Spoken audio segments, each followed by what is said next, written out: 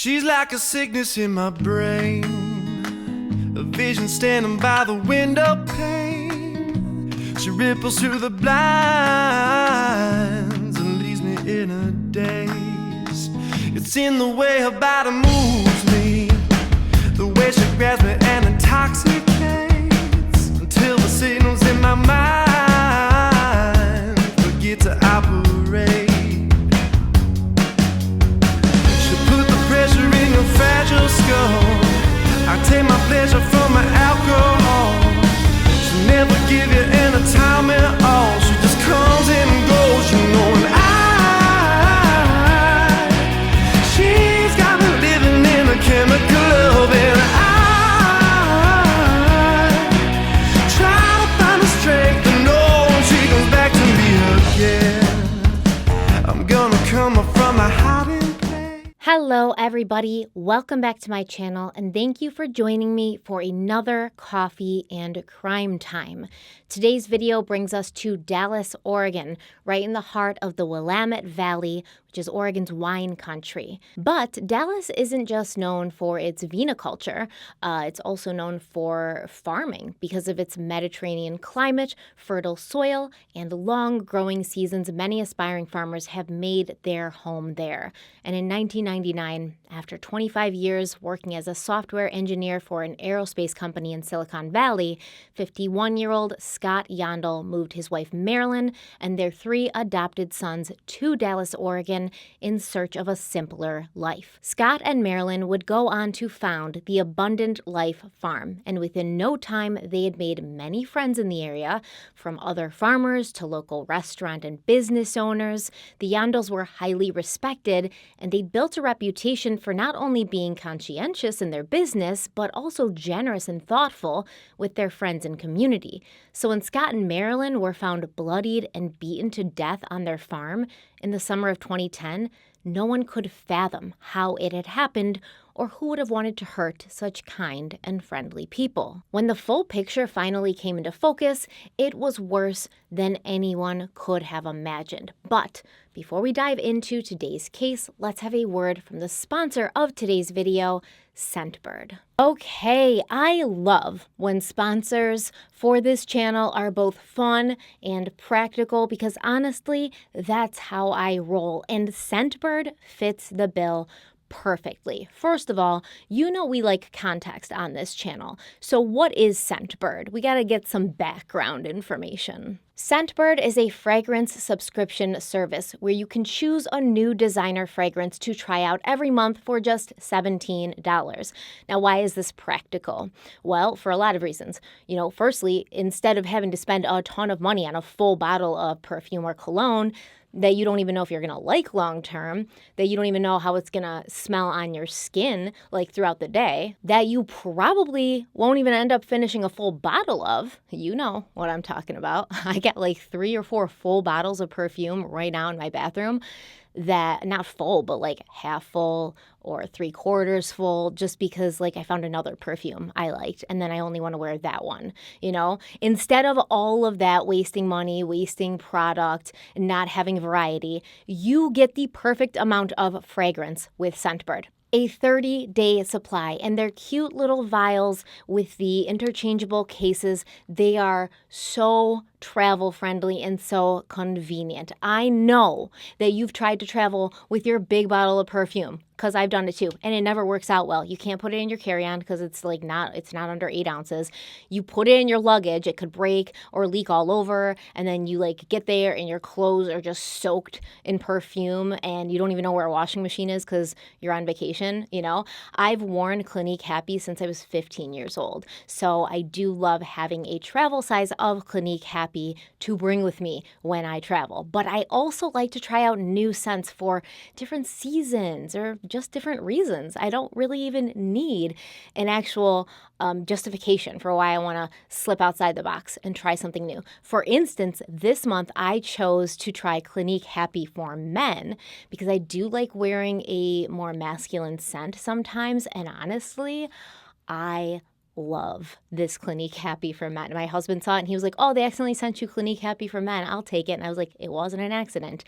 And no, you won't. So now I have a perfectly sized Clinique Happy and Clinique Happy for Men to toss into my purse or my bag, my gym bag, bring wherever I go. It's awesome. I even fit it in my little Lululemon Anywhere bag, the kind of like crossbody bag, slides right in there. Using Scentbird is also super flexible because you can skip a month if you're all set with product and you don't need anymore. You can upgrade and get 2 or 3 fragrances a month. And it's very flexible and it fits for your life. Why is Scentbird fun? We've already talked about why it's practical. Why is it fun? Well, because they have over 600 designer brands to choose from. Perfumes, colognes, unisex options. They have Prada, Gucci, Versace, but they also have indie labels like Skylar, Heretic, and Confessions of a Rebel. I have a scent that I'm head over heels in love with, and I never would have tried this or discovered it if not for Scentbird. And I'm gonna like butcher the pronunciation, but it's by Etat Libre d'Ange. I hope I got that right. Probably not, but it's called You or Someone Like You. And it actually has a literary backstory, which I love because books are life. The scent was inspired by a character from a Chandler Burr novel, and the novel was called You or Someone Like You. And the scent is supposed to embody what a true LA woman would wear. I don't know about that because I'm not anywhere close to a true LA woman, whatever that means, but I'm in love with this scent, okay? In love with it. It has been my go-to everyday scent. I have one in my gym bag and I have one in my little Lululemon crossbody bag. Now, the first thing I smell in it is mint. It's so green. It's so fresh, so aromatic. It's a gorgeous scent, and I will keep ordering it every single month from Scentbird because the full bottle is like over $100.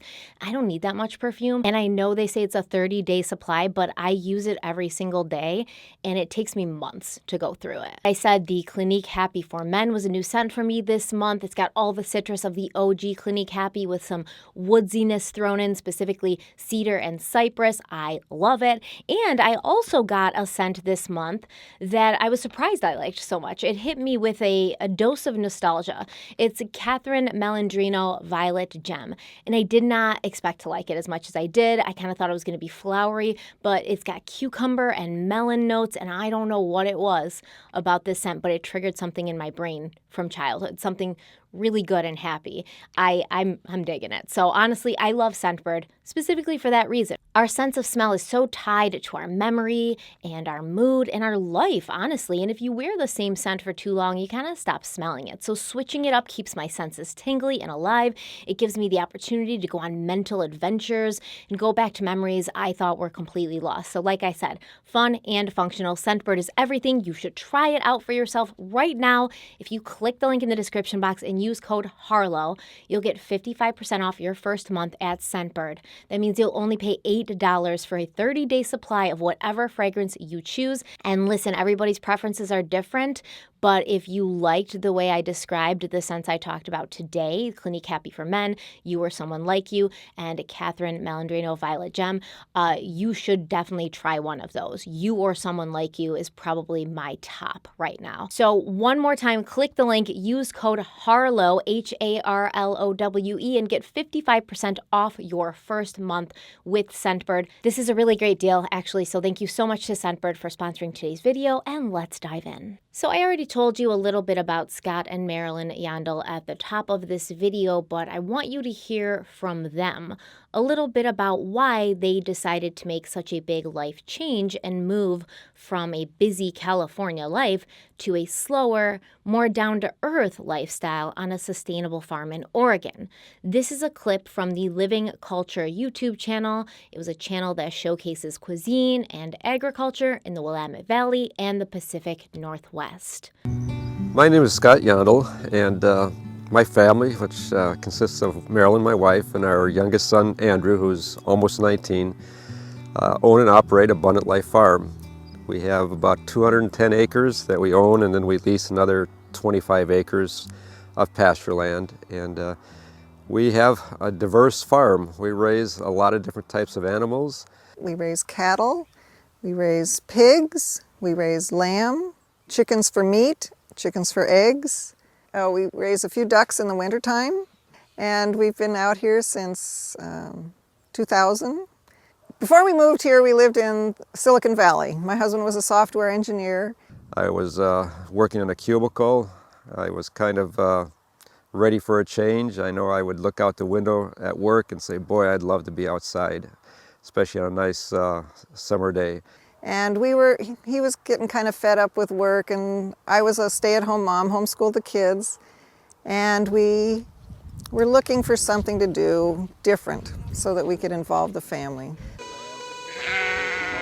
She lost her mother, and so my wife hand-fed her, and so she's kind of bonded on Marilyn, and so she thinks, I guess, Marilyn is her mother, so wherever Marilyn goes, that's where she goes. Which is kind of nice because Marilyn will get Blossom to follow her, and then all the other lambs tend to follow her too, so that kind of works out nice. We try to mimic what nature dictates, I guess, for the animals and the way they're raised. So we allow our chickens to be out in the open, in the grass, so they can scratch for bugs and worms and things like that. So we move the cattle every day, we move the sheep every day. The pigs get to be in the woods where they can, you know, root up with their noses and run around, and so then we'll move them after they've kind of torn up an area. Well, I've always liked animals. At one time I wanted to be a vet, and I just love being outdoors, so I just thank God every day that I get to be out here and enjoying His creation. And this is my favorite time of the year because I love watching the calves and the sheep being born. It's just so miraculous. And those calves, even the first time moms, they know to let their calf nurse, and the calves just get up and they know where to go. It's just so incredible to me. So I really enjoy that, and it's just so peaceful and nice out here. And we enjoy it. It's something that we look forward to each day. There's always something new. Life never gets dull here. There's always something different that comes up, something we haven't experienced before, which kind of makes life a challenge.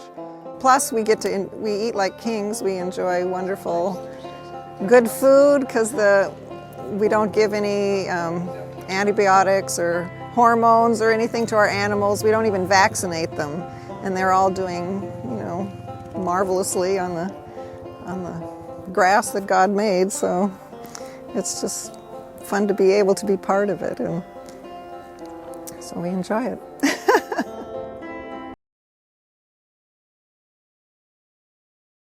The Yandels were known in their community and in town to be incredibly hard-working people, and they were very focused on self-reliance. They had an interest in raising their children away from the negative influences of the outside world.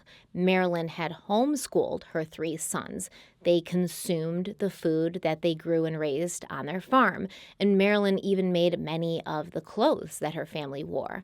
I mean, you have no idea how many times I've had this same dream, to just get away from it all, find a huge plot of land nowhere near anything or anyone, get a bunch of animals, and just spend my days frolicking through the fields with lambs and covering myself with baby chickens. I've done my best to achieve this at my suburban home, you know, kind of transforming that into a farm of sorts. We have chickens who give us eggs. We just got 6 new baby chicks.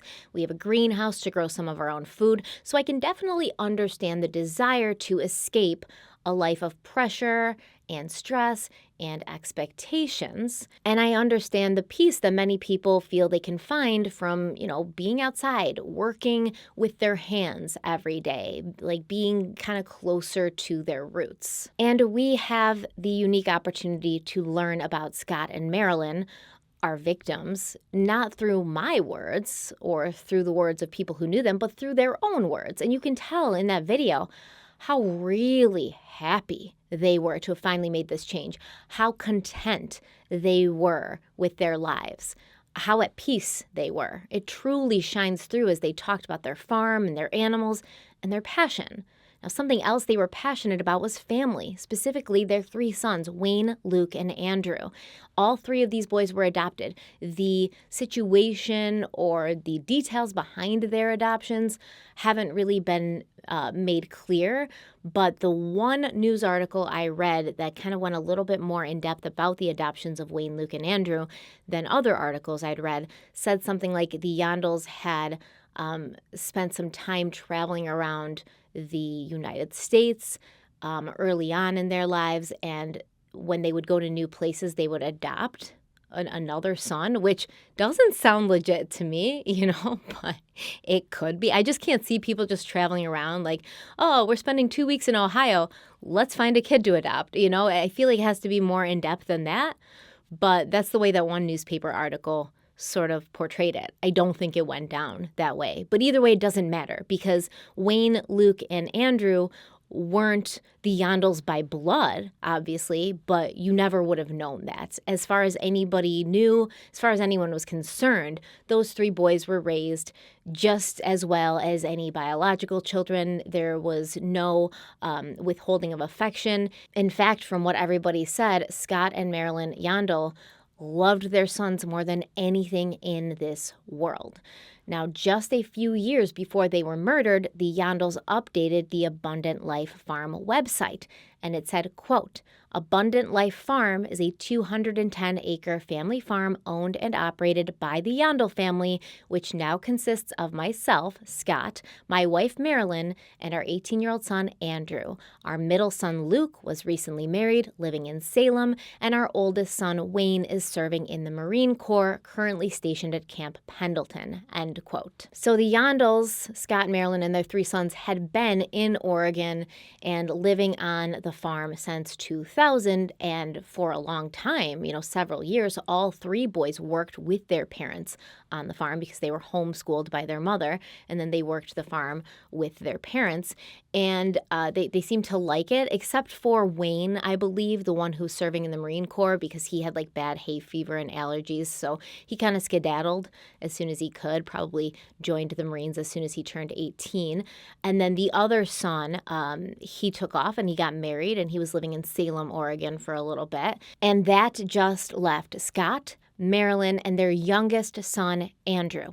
In 2010, Scott Yandel was 61, his wife Marilyn was 58, and their son Andrew was 20. And I mean, everyone seemed to be getting along. They all seemed to be getting along and having a great time working the farm together.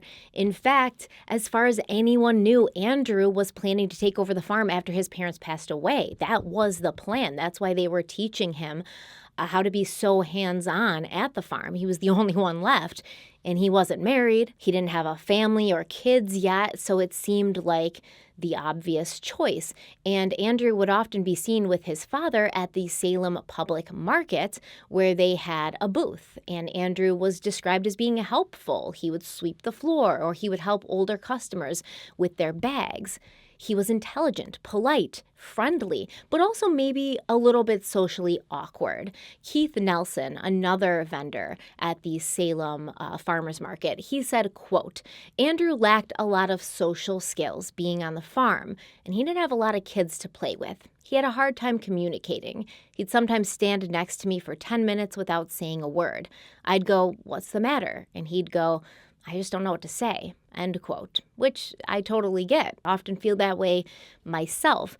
I don't think that anybody looked at him as being odd. I don't think anybody judged him for his social anxiety. It was just something that people knew he had. In general, though, everyone knew that Andrew really enjoyed being outside. He enjoyed working on the farm, and he loved being with the animals. But in the fall of 2009, he somehow developed a relationship and became close to a woman who was over twice his age, 46-year-old Cindy Lou Beck, a local woman who had lost custody of her children, 2 teen boys.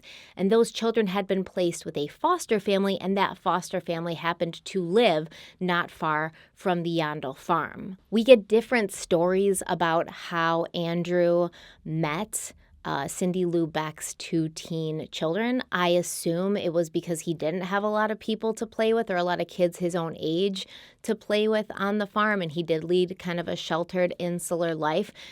So he was kind of seeking out anybody who was slightly near his age, even though I believe these boys were maybe like 13 and 14 at the time. They were still probably closer to Andrew's age, or he felt they were closer to his age than the adults that he was most likely hanging out with for the majority of the time. But according to the Statesman Journal, Andrew was known to offer his help to neighbors who needed it. And one day he was walking around, and that's when he met these 2 boys, and they wanted to introduce him to their mother. That's what the Statesman Journal said. But then I read another article that said Cindy had gotten a few hours with her kids, and she was at a nearby park with her 2 teenage boys for a visitation, and Andrew was talking to her sons. Cindy saw Andrew talking to her sons. She called him over. Cindy and Andrew began talking, and then they exchanged numbers. Now, once again, like so much in the background of this case, we aren't sure how or why Cindy Lou Beck lost custody of her kids, but we do know that she had felony convictions for theft as well as criminal mistreatment, and the felony conviction for theft fell right around the time of her losing her kids.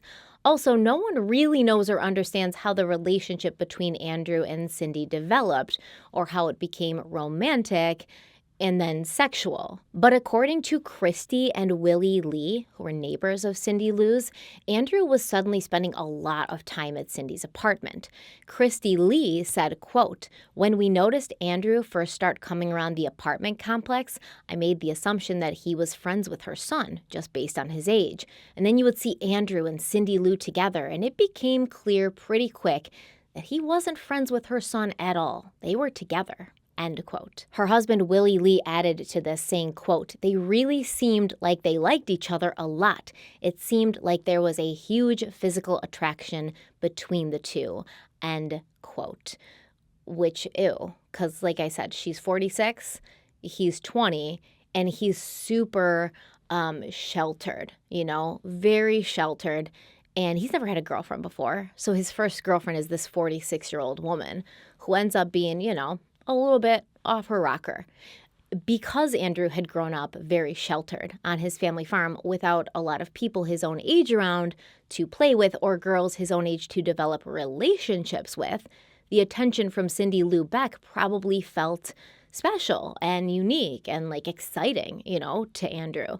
To be desired like that by somebody of the opposite sex for the first time ever. It was probably super exciting, and he probably got carried away. But reportedly, the older woman was very sexual and very affectionate with Andrew, even in public. And there are some people who believe that she was in a way grooming him because he was obviously a virgin. He was had no idea about any of this stuff. He came from a very, very religious family, so he probably hadn't had the talk yet with his parents, or if he did, it wasn't, extensive, and he had no idea what he was getting into with her. He kind of, got sex magicked by her. Shortly after meeting Cindy Lou Beck, Andrew's parents noticed a change in their son. He would be wrapped up in secretive phone calls at all hours of the night. He stopped caring about his education, and they couldn't figure out what was going on with him until one day Andrew brought his new girlfriend home to meet his parents. And obviously, Scott and Marilyn Yandel were not fans of Cindy Lou Beck or her relationship with their son. They didn't like the drastic age difference. They didn't like the way that Cindy was overtly sexual with Andrew, even in front of them, in their presence. And they didn't really like how quickly and easily Andrew responded to Cindy's public displays of affection, as if this had become a habit for him, as if he had been almost trained to do so. Scott and Marilyn tried to explain to their son why he wasn't ready for such an adult and intense relationship, but he did not see things their way. And when they asked him to stop seeing Cindy Lou Beck, Andrew said no. He got upset. He packed up some of his stuff, and he took one of the farm's pickup trucks, and then he left. He ended up moving in with his girlfriend, Cindy Lou, at her South Salem apartment. Andrew's older brother, Luke, once threatened to call the police because he said they didn't believe that Andrew was with Beck by choice. It seemed like, in a way, he was suffering from a Stockholm syndrome of sorts. After moving in with his new girlfriend, Andrew stopped talking to his family, and they only ever saw him when he was with Cindy Lou Beck, never when he was alone. She wouldn't let Andrew see his parents or his brothers when she was not there. And the Yandels were sure that Cindy Lou Beck had manipulated an incredibly sheltered and naive Andrew in some way, and that he'd been brainwashed by her. It was clear to Andrew's family that in this relationship, he was a submissive participant, and Cindy Lou Beck was the dominating force. Friend and fellow farmer Keith Nelson said that Scott and Marilyn Yandel were at odds with Cindy Lubeck, and he said, quote, "They were really upset about it and had gone around and around about it several times," end quote. So this shows you this wasn't like an overnight thing. Like, this was a several-month argument between Andrew and his parents. Polk County Sheriff Bob Wolf said, quote, "They tried to talk to him a couple of times about how this wasn't a good situation for him," end quote. To say the least, they did try to talk to him. They even got a court order to have Andrew return their truck, which he did, but he refused to come home, and he refused to break up with Cindy Lubeck. By the time Andrew had moved into Cindy Lubeck's apartment, though, she'd failed to pay rent there for at least the past 2 months. And the money troubles that had once been hers suddenly became Andrew's money troubles as well.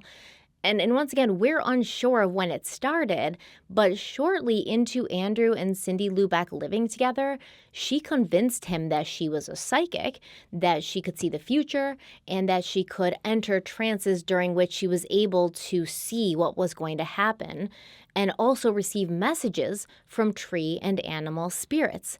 And like I said, since Andrew was sheltered and very religious, and he heavily believed in things like angels, it ended up being very easy, I suppose, allegedly, for Cindy Lubeck to convince him that she was communicating with the spirits of nature, and she was getting these messages. According to the district attorney, quote, "Cindy began to use pictures in their apartment that were of wolves, indicating the spirit of the wolves was speaking through her," end quote. So eventually, Cindy convinced Andrew that the spirits were telling her that his parents had to die. Cindy Lubeck had a short-term plan, which was for Andrew to steal enough money from his parents so that they could catch up on their rent, but she also had a long-term plan, like she was in it for the long game. She wanted Andrew to inherit the Abundant Life farm so that they could sell it, get a huge payday, and she could prove to the courts that she was financially stable enough to regain custody of her 2 children who'd been in foster care since 2008. And it was reported that Andrew had asked his parents for money to pay Beck's rent several times, and of course they said no. Andrew had also asked his family's pastor for money to pay the rent for Cindy Lubeck, and neighbors in the apartment complex where Andrew and Cindy Lubeck were living had called the police after the couple repeatedly went from door to door asking for money and allegedly threatening their children. A week before Scott and Marilyn Yandel were killed, Scott got in contact with his son and made one last attempt to get Andrew to see reason. A neighbor claims that Scott and Andrew had a long conversation at Cindy Lou's apartment.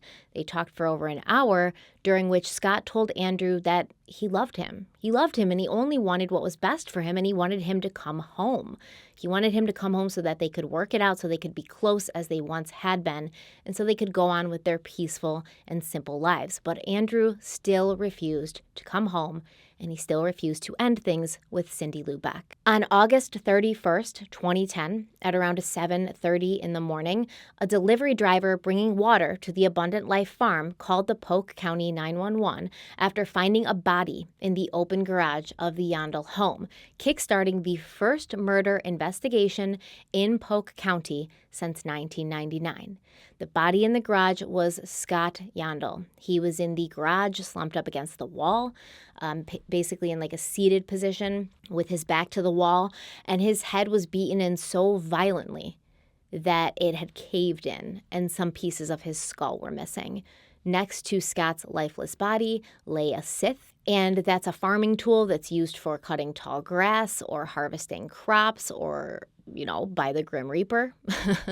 He's got one of those too. Scott had actually been stabbed several times with this farming tool. Marilyn Yandel was found in the kitchen. She had been beaten to death with a metal pipe that would later be found discarded in the barn with blood all over it, and Marilyn was lying face down on the linoleum kitchen floor that was covered in her blood.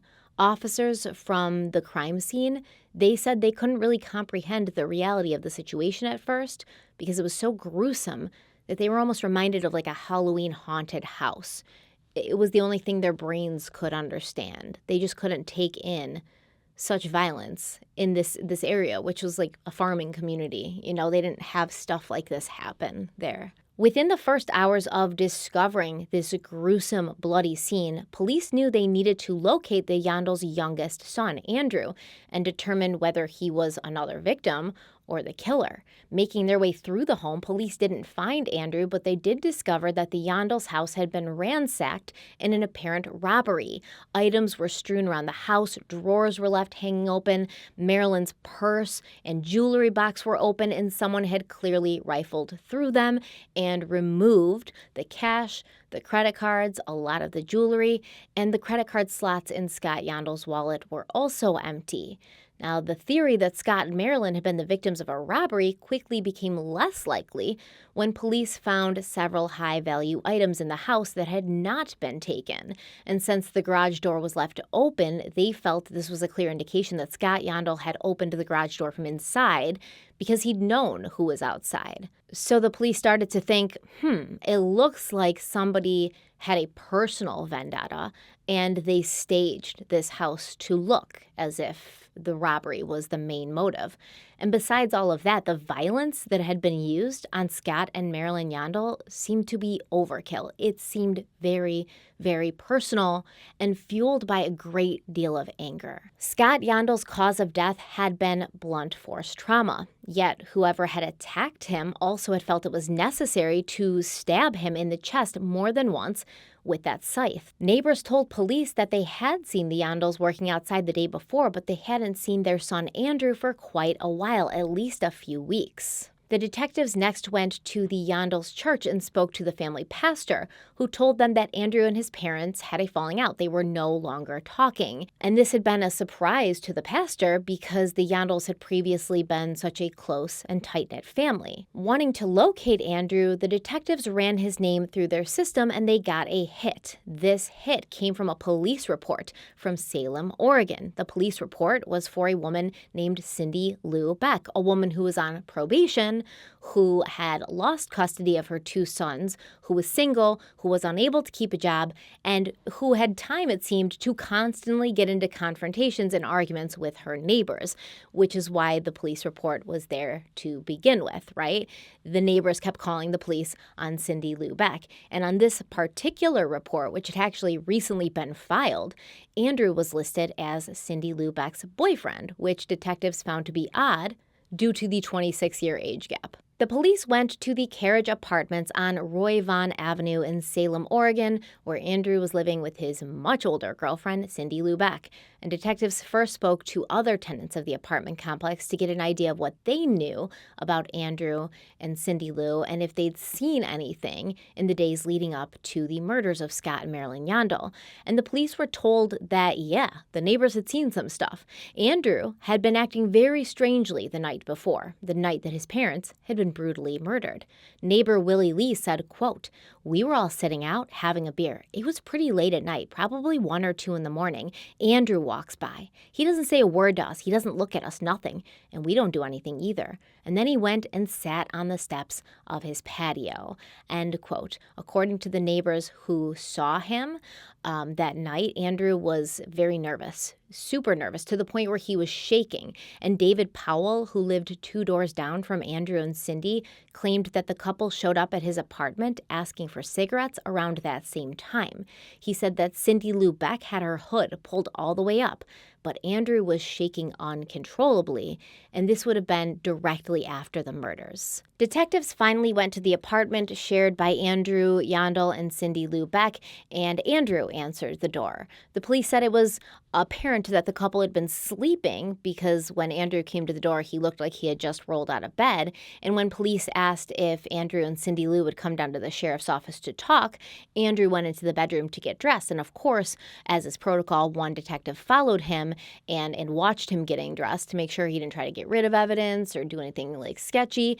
And at this point, that detective witnessed how violently Andrew was shaking. Like, he was clearly very nervous. The detective said he had a hard time buttoning his pants and putting his clothes on because he was shaking and he was so nervous.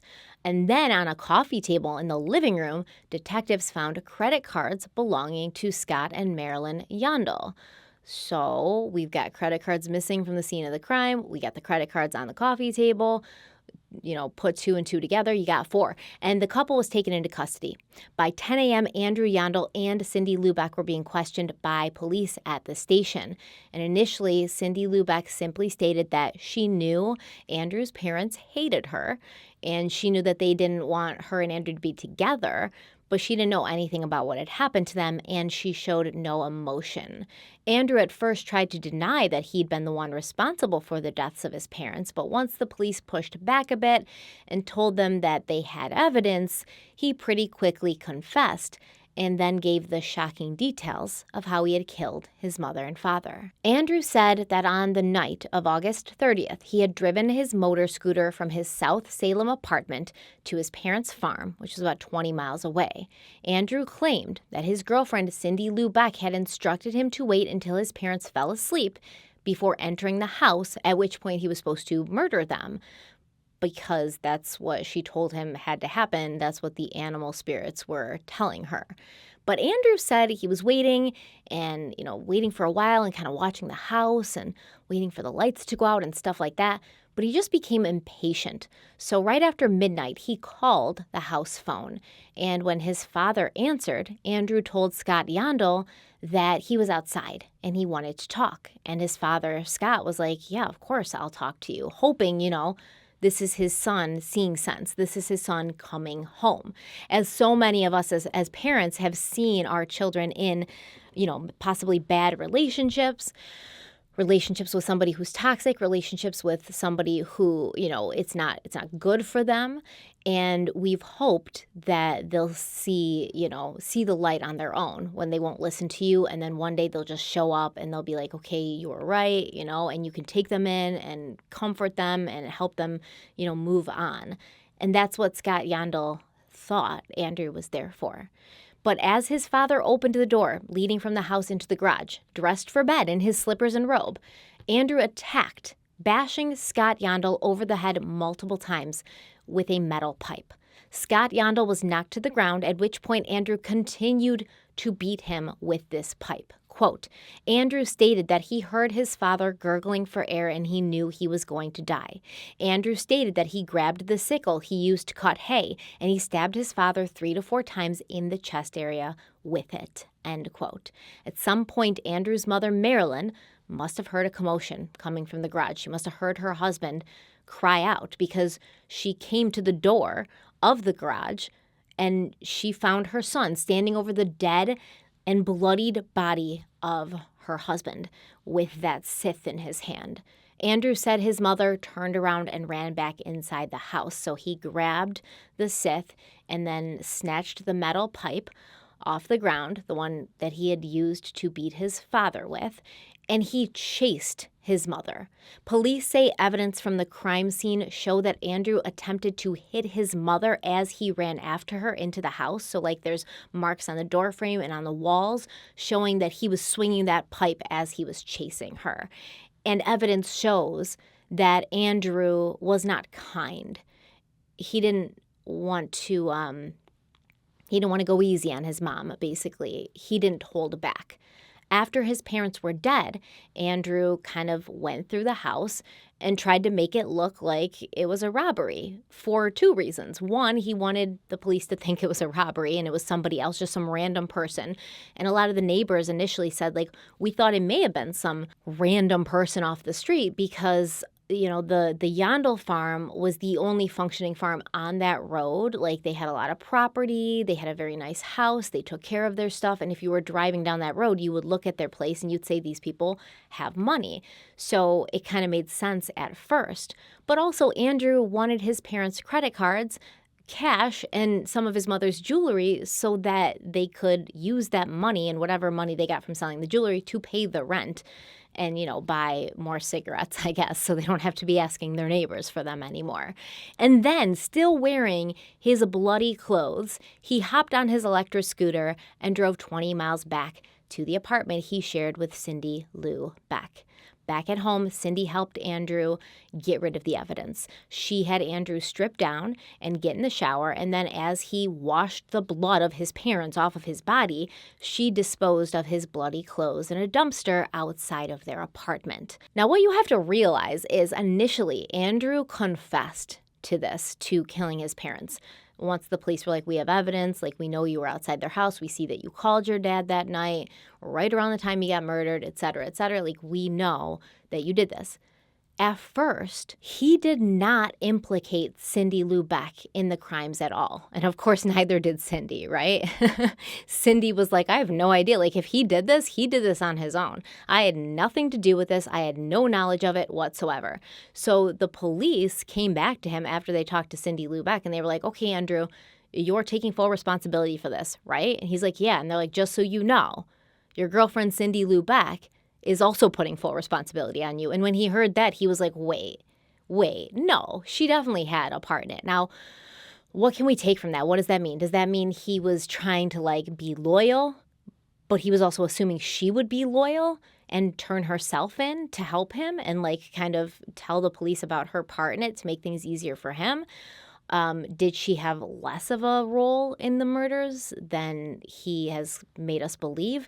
I don't know what it means. I would probably say, I don't know, because I can't imagine being like that devoted to somebody where I'm taking the whole rep for a double murder if you had a hand in it. You know, like I definitely, because you're going to prison, you know, so like the relationship's over pretty much. So I kind of feel like he was hoping she would come clean of her own accord. And when she didn't take responsibility, he was like, oh, I see. I have to be the bad guy here. I'm not sure what he was thinking. Let me know in the comments if you have any idea why he would deny she had any involvement. But then when he found out she was denying she had any involvement, he was like, I changed my mind. She did have involvement. And like, did she have involvement? You know, that is also a good question. A question we have talked about in so many cases. Is just telling someone to do something enough involvement to actually find a person guilty of being an accessory to this crime? It's a really difficult question. I say yes, under the right circumstances, right? Not all the time. So for instance, I think that Charles Manson was responsible indirectly for the murders of, you know, Sharon Tate and the LaBiancas and Sharon Tate's friends, Abigail Folger, and, you know, we could keep going. But if you haven't seen my Manson series, by the way, it's one of my favorites that I've ever done, that and my Bonnie and Clyde series.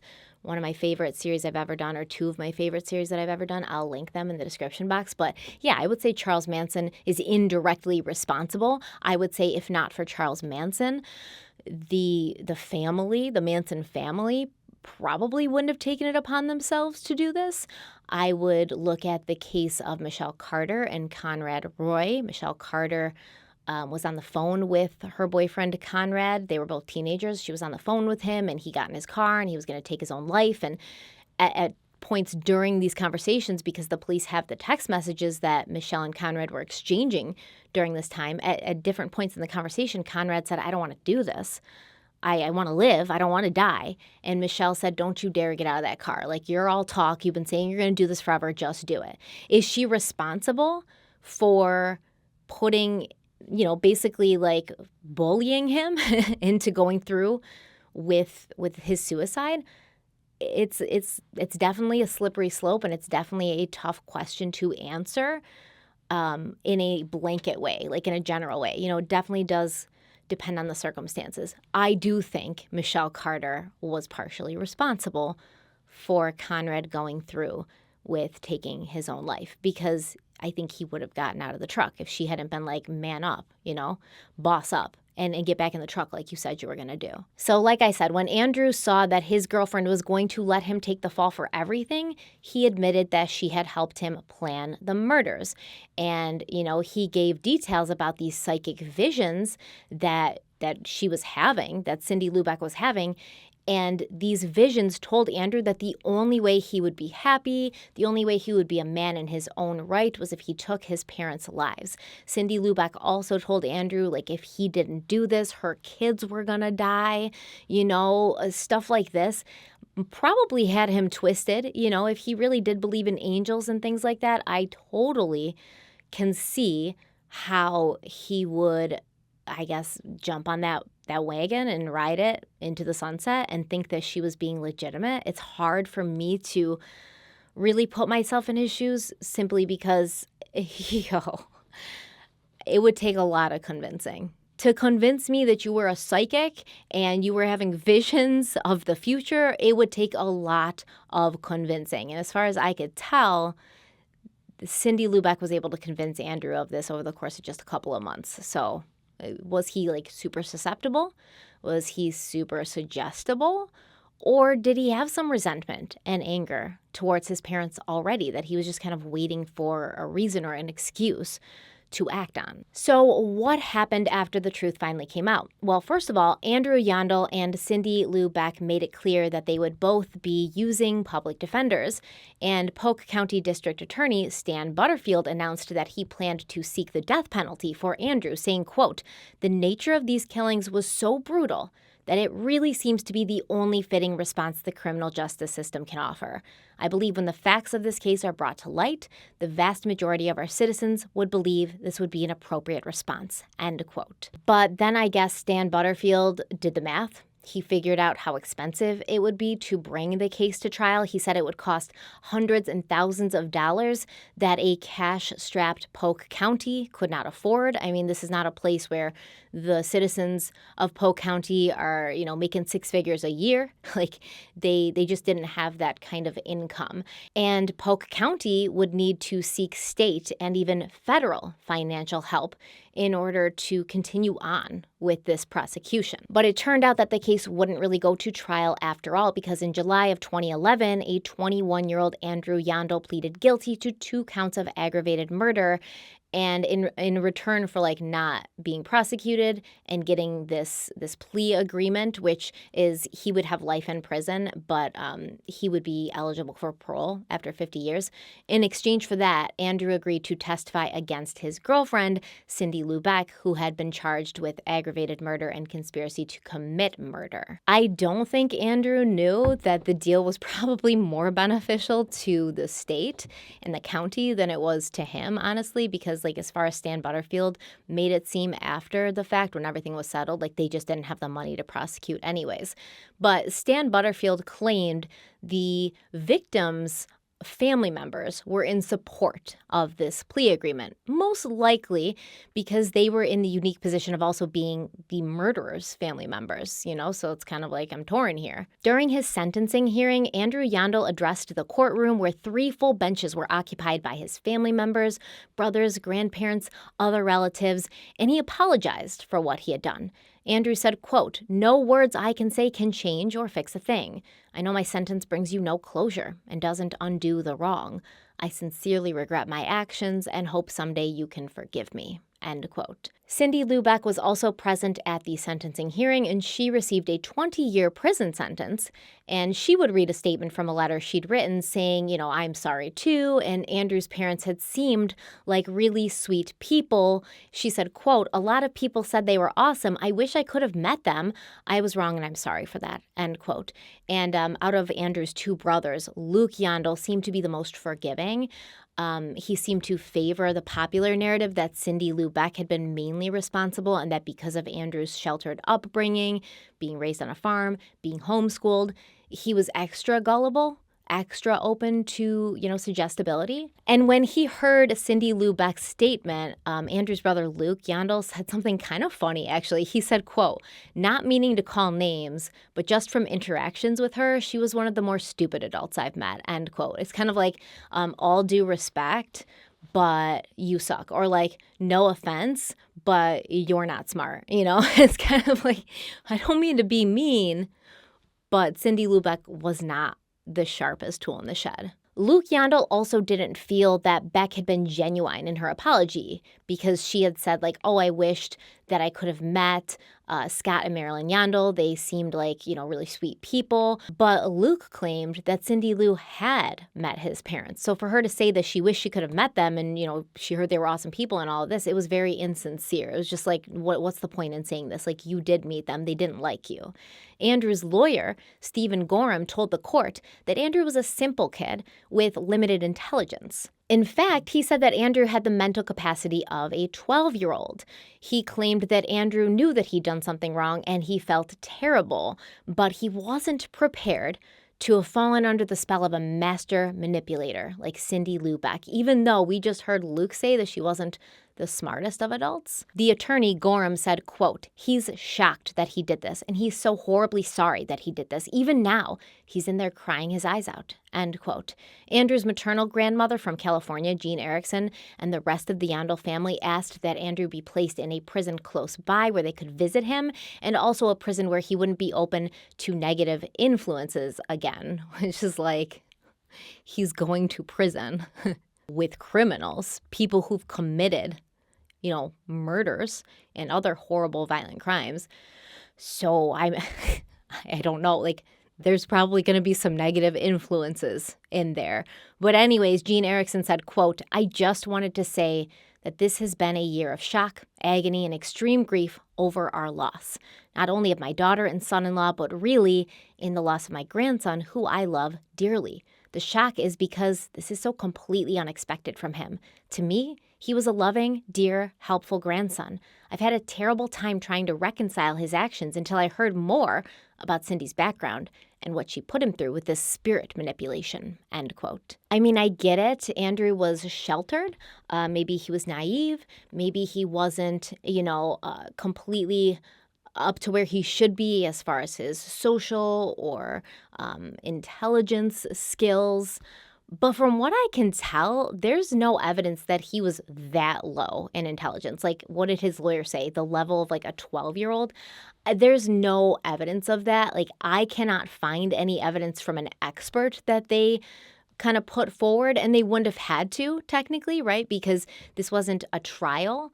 It was a sentencing hearing. So Andrew had already pleaded guilty, and they were just talking about his sentence. And oftentimes they'll talk about mitigating factors during a sentencing hearing like this. Andrew only had the intellectual capacity of a 12-year-old. But I don't know if his lawyer would have had to have shown proof to back that up for a sentencing hearing, because as far as I could tell, there was no expert to testify to that. So to me, there was no actual evidence that he was this low in intelligence, that he was walking around like a 12-year-old. It just did seem like Andrew was a bit socially awkward and kind of maybe lonely. And listen, I'm a big fan of accountability, okay? I think society needs it. Humans need it. Children need to be taught to embrace it and not shy away from it. And I feel like this month, April, is going to be the month of talking about accountability. It's going to be our theme for this month, because it feels like more and more nowadays, nobody really wants to do that. Everyone has a reason or an excuse or a justification for why they did something horrible or shitty or illegal. Everybody's got a story for why they did that. And I just think it's setting a bad precedent, and I think it's, once again, a slippery slope. Andrew Yandel was 20 years old. He was a grown man who was capable of making his own decisions. I mean, as he said himself, when he was angry with his parents for not respecting his choice of romantic partner, he said, "I'm an adult. I can date whoever I want. And I can live with whoever I want." He felt he was grown enough to date someone who was his mother's age, and he didn't want to hear anything about it from anyone. But when he murders his parents, he's ready to pass the buck without any glimmer of how ironic that is.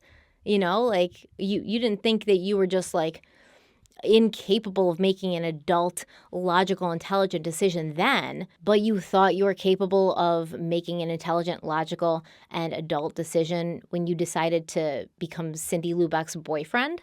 It's hard for me to swallow that. Now, obviously, Cindy Lubeck is not a good person by any means, Nope, not at all. We haven't even talked about everything she's done yet. But she didn't physically commit those murders. Andrew did. And it looked like, honestly, he had his own demons to work out with his parents based on the violence of these attacks. This wasn't something he did unwillingly, He didn't make it quick. He didn't make it painless. This wasn't I have to do this for the greater good, or something he may be familiar with from working on a farm, I don't want to kill this animal, but we raise animals for meat. So I have to, slaughter this animal, and I don't want to do it, but I'm going to make sure that this animal doesn't suffer because I love animals. So I'm going to make sure this animal doesn't suffer or something like that. And I get it. There's going to be people who are like, oh, how can you love animals if you slaughter them? I'm not saying that you can. I just know a lot of farmers, and I know that farmers often feel that way. It didn't seem like that. It seemed like he was pissed He was pissed, and this was payback.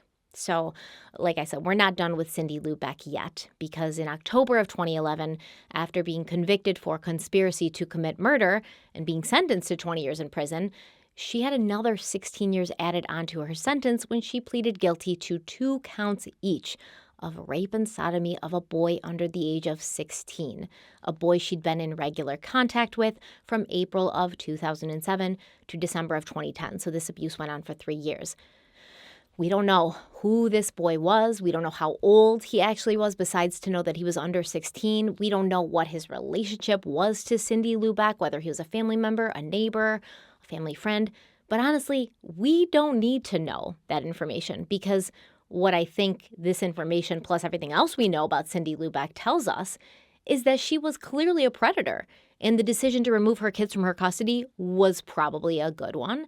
And I'm glad that she's going to be in prison for like the better part of 4 decades, as long as she doesn't get paroled early. That is where she probably belongs. Now, this case reminded me of the Joel Guy case. We talked about Joel Guy a few years back. I'll link into the description box if you haven't seen it. I think it's only 2 parts, but I feel like Andrew Yandel and Joel Guy shared this same personality trait. And it wasn't like a low intelligence or social awkwardness. It was entitlement. They both had loving parents who wanted to make sure they had everything they needed and a lot of what they wanted. And in return, Andrew and Joel took the lives of those parents because it wasn't enough. They wanted it all. They wanted it all, but they didn't want to put in the time, energy, and hard work that it takes to build something that's worth killing for. Did Andrew's parents shelter him a bit too much? Maybe. I don't know. I don't know their lives. I didn't know his life. That's not for me to say. I mean, I would love to have had his life. I would love to have been sheltered. I would love to not have to, talk to people that much. But I understand also how growing up that can be a bit lonely. I don't know. It's not for me to say how other people raise their children as long as they're not abusing or neglecting their children. And honestly, I cannot really blame them for wanting to, put their kids in a bubble, honestly. I think as parents, we've all had, at one point or another, this desire or this fantasy to hide our children away from the outside world, which admittedly is becoming more depraved, more violent, more angry by the day. Often I have a burning compulsion to just pack everything up, move to the middle of nowhere, homeschool my kids, get rid of tablets, phones, computers, televisions, grow our own food, spend evenings by a crackling fire reading out loud to my family, spend mornings strolling through cool, quiet meadows and forests, milking cows, teaching my kids what mushrooms we can pick to eat and which ones to avoid, teaching my kids to listen for birds chirping and how to identify which ones are which. I can't blame Scott and Marilyn Yandel for loving their boys so much. They wanted to give them the best chance of growing up pure and wholesome. And it's not as if they were controlling about it, They weren't like, you're staying here forever, you can never leave. Because when their 2 older sons wanted to leave the farm and get married or go to the Marines, start their own lives, Scott and Marilyn Yandel didn't stop them. They weren't controlling or overbearing. They were just loving. And now they're gone forever. And whether it was Andrew's fault or Cindy Lou Beck's fault or both of their fault together, it doesn't really matter. They both need to take responsibility and accountability for that. And as much as Andrew can say he's sorry about it now, I mean, sorries don't really do a lot when it comes to life and death situations. The people you needed to say you're sorry to, you should have said, I'm sorry, before you murdered them. You should have never murdered them. You should have gone to them and said, you're right, this Cindy Lou Beck woman is bananas out of her mind. She's telling me the wolves are instructing me to kill you, all right? And she constantly needs money, and she makes me be mean to the neighbors, and I don't feel safe, and I don't like it, and I don't really think she loves me, and you were right. I'm sorry, you love me. And I should have seen that to begin with. And, he didn't say he was sorry to his parents when they were alive and he had the chance. And he should have. They deserved that. They deserved way better. They didn't deserve what happened to them at all. So it doesn't really matter whose fault it is because they both need to answer for what they did. And at this point, it looks like they are. So everything is as it should be at this point, at least. We'll see if Andrew gets out early on parole. We'll see if Cindy Lou Beck gets out. But Who knows? It looks like the community of Polk County was really personally affected and angered by this crime. And the loss of Scott and Marilyn and their farm was felt for miles around. It really was, by all the people who loved them and knew them, local restaurants who would buy their, farm-to-table food.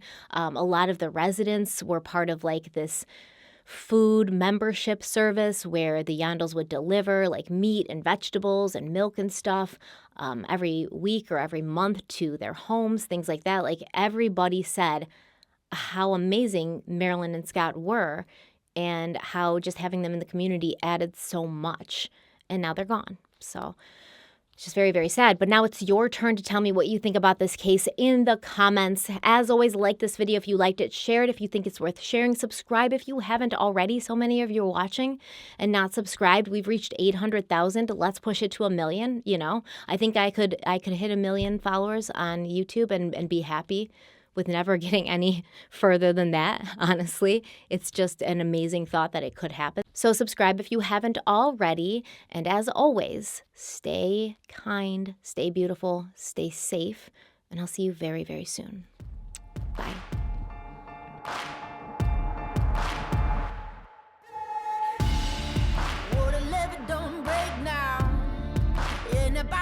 Straight down, and that river runs deep. The mountains get steep, and the voices getting too loud. All these feelings I've buried, it's looking like a cemetery. They're coming back from the grave, calling out my name. Better say a Hail Mary. Well, you don't know how deep it goes until it's killing you slowly.